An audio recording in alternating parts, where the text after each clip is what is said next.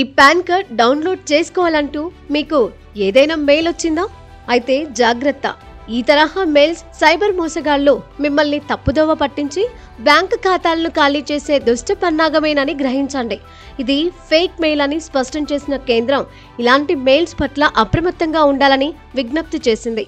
ఈ తరహా ఆర్థిక సున్నితమైన సమాచారానికి సంబంధించి వచ్చే ఈమెయిల్స్, లింకులు, కాల్స్, SMS కు స్పందించొద్దని PIB ఫ్యాక్ట్ చెక్ విభాగం Xలో సూచించింది.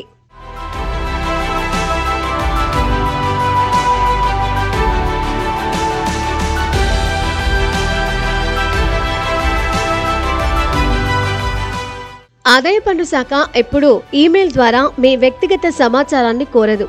మీ పిన్ నంబర్లు, పాస్వర్డ్లు, క్రెడిట్ కార్డులు, బ్యాంకులు లేదా ఇతర ఆర్థిక ఖాతాలకు సంబంధించిన యాక్సెస్ చేసే సమాచారాన్ని అభ్యర్థిస్తూ IT శాఖ ఈమెయిల్ పంపదు. IT శాఖ అధికారిని చెప్పుకునే వ్యక్తుల నుంచి ఆదాయపు పన్ను శాఖ వెబ్సైట్కు మిమ్మల్ని మళ్లించేలా ఏదైనా మెయిల్ వస్తే దానికి స్పందించకండి.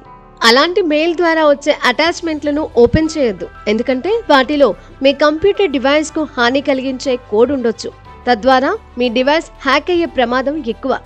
ఏవైనా లింకులు వచ్చినా క్లిక్ చేయొద్దు. మీరు అనుమానాస్పద ఈమెయిల్, ఫిషింగ్ వెబ్సైట్లోని లింకులపై క్లిక్ చేస్తే బ్యాంకు ఖాతాలు, క్రెడిట్ కార్డుల వివరాల వంటి గోప్యమైన సమాచారాన్ని ఎంటర్ చేయకండి. మీకు వచ్చే మెసేజ్లో లింకును బ్రౌజర్లో కట్ చేసి పేస్ట్ చేయొద్దు.